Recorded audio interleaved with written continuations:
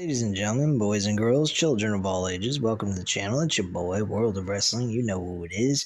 It's time to discuss about WWE Raw, January 30th, 2023 review. This show was okay, I guess. Main event was good.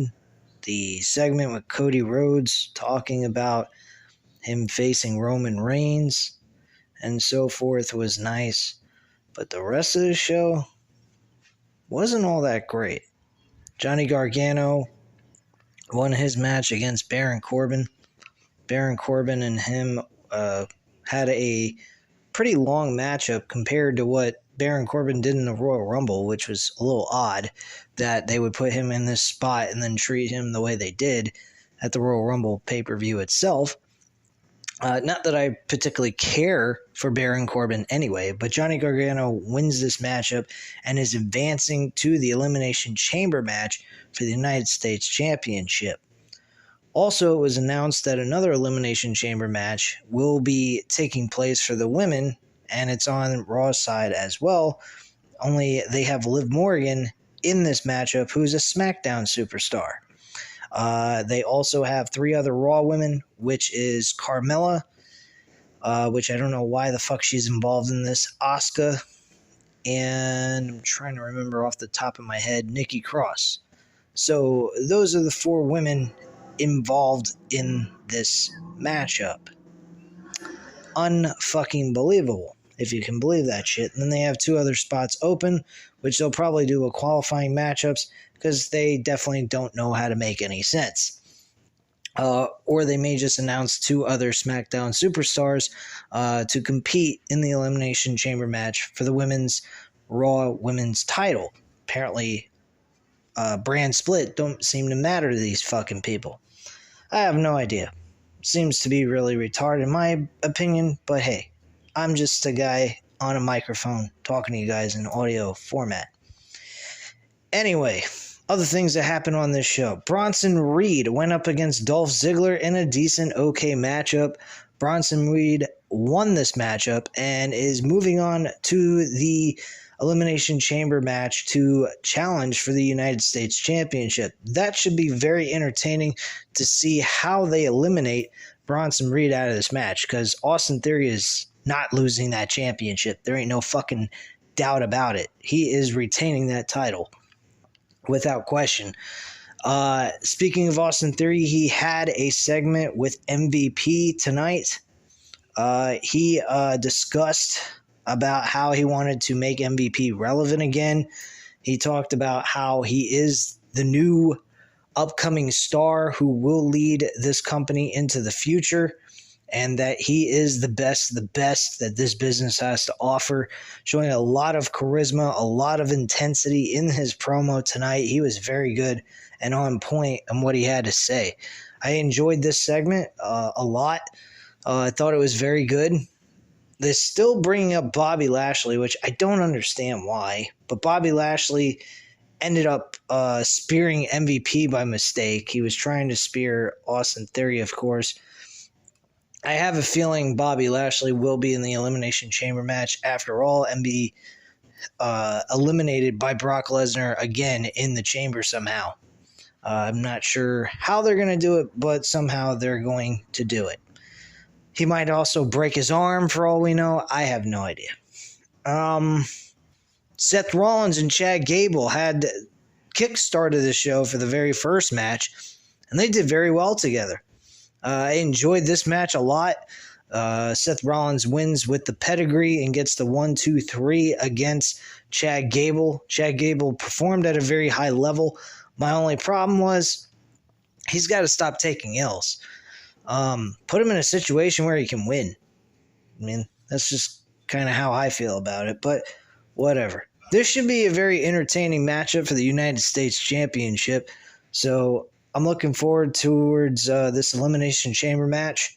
I was a little dumbfounded that they were putting this in the Elimination Chamber. I don't believe this is going to be the main event. It's probably going to be like mid-portion of the show, and the Women's Elimination Chamber is going to open the show more than likely. And then we're going to see Sami Zayn and Roman Reigns compete for the titles in the main event. That's what I think is going to happen. I don't think we're going to see the U.S. Championship placed in the main event of the show. That's just my viewpoint on that. What else? Elias was pointing out later on in the show that he was going to be challenging for the championship and qualify next week. Who cares? Becky Lynch and Bayley continue to go at it. Bayley believes Becky Lynch is making excuses, and Becky Lynch's reason for being in the Royal Rumble match is simply because she was trying to go ahead and what have you. Go ahead and just stop Bayley from winning the Royal Rumble altogether and any of her cronies as well. That was the point of that segment, which eventually led to them coming to the conclusion that they did not like each other all the way back in NXT in Orlando. So since Raw is going to be in Orlando next week, they will do a one-on-one match inside the steel cage, and that will be where all this comes to a head. Whatever. I don't care. Absolutely do not give a flying fuck about Bayley and Becky Lynch ending their feud, which wasn't much of a feud to begin with. They weren't competing over championship gold. They're not competing over a opportunity for championship gold. There's nothing going on here. This is a waste of fucking time. Why am I invested in this? Why should I be invested? There is nothing to be invested in. We're not getting anything out of this. This is not building up to a major grudge match at WrestleMania, even. So this steel cage match should be the end-all, be-all to their rivalry. It should end it all, personally, unless they want to extend it even more to a last man standing match, which I don't know why they would need to do that. This is not over a championship. This is just simply a grudge match over who's the better of the two from NXT originally. That's all this is. This is purely competition. Bayley did do a low blow here. She said Seth Rollins did not marry her because he loves her or anything, but he married her because he knocked her up. That was a fucking low blow. That was the only thing about this segment that was even worth anybody's time to watch. Other than that, this was a fucking... It didn't mean anything to me. I just did not care. I did not have any interest whatsoever. We had Io Sky and Candice LeRae one-on-one after the Seth Rollins-Chad Gable match. Did not even pay barely any attention to this shit. It was absolute fucking garbage.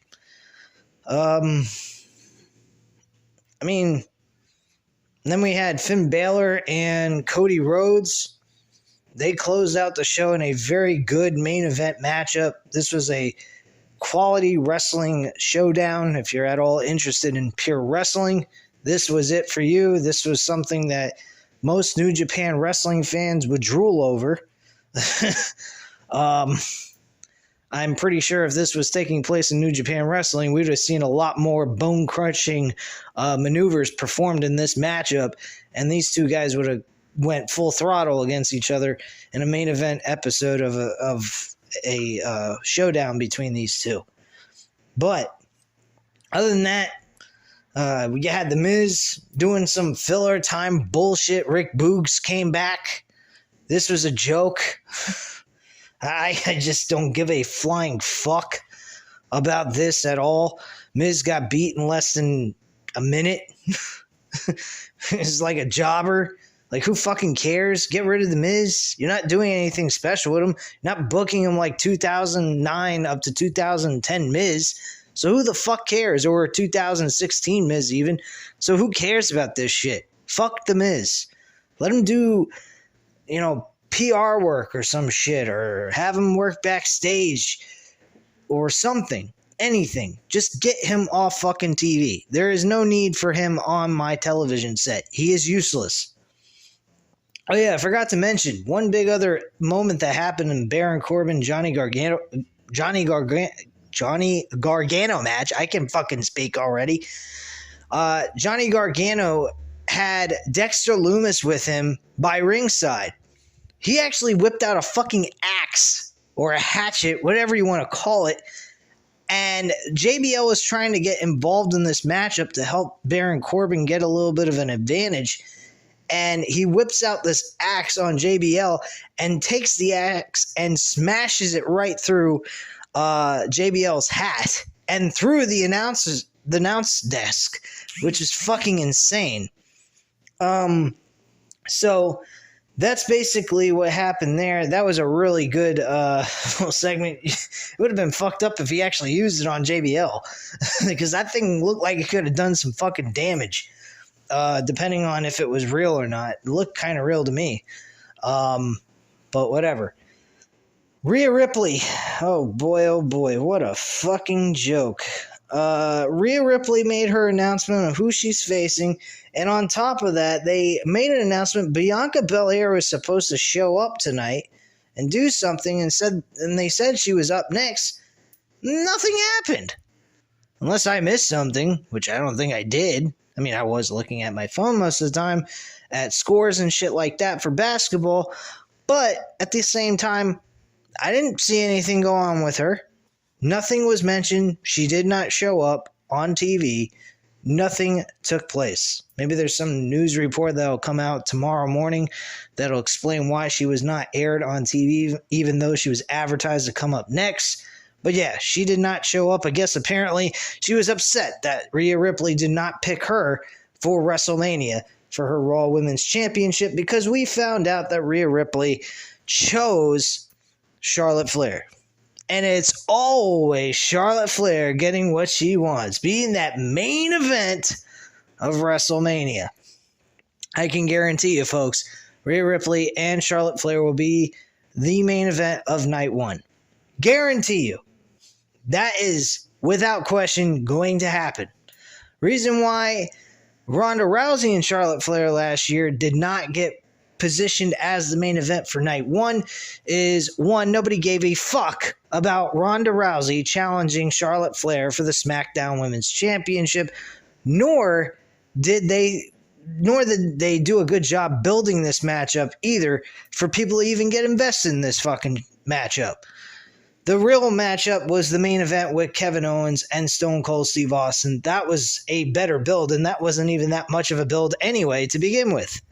But the idea of Stone Cold Steve Austin, his name power, and on top of it, Kevin Owens being the kind of guy that he is and how hard of a worker he is, it makes more sense to book those two guys in the main event of night one than Charlotte Flair and Ronda Rousey.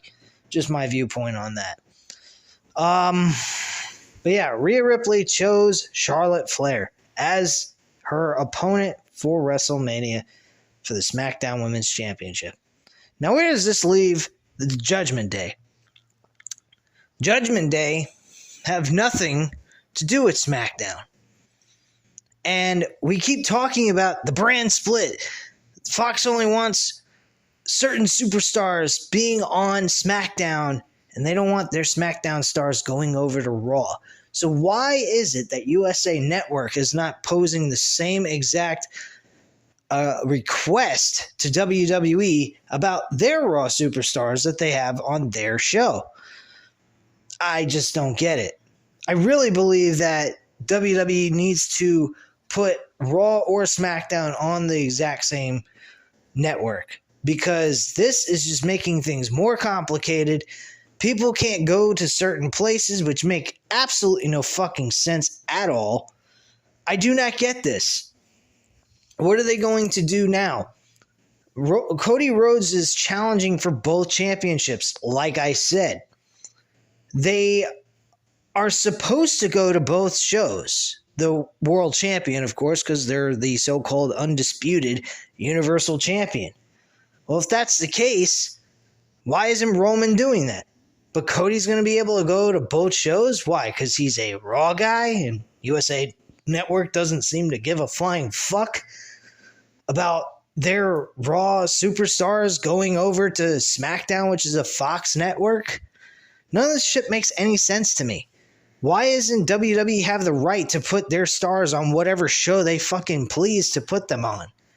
None of this shit makes any sense to me at all. Like I said, the opening to the show and the main event were good.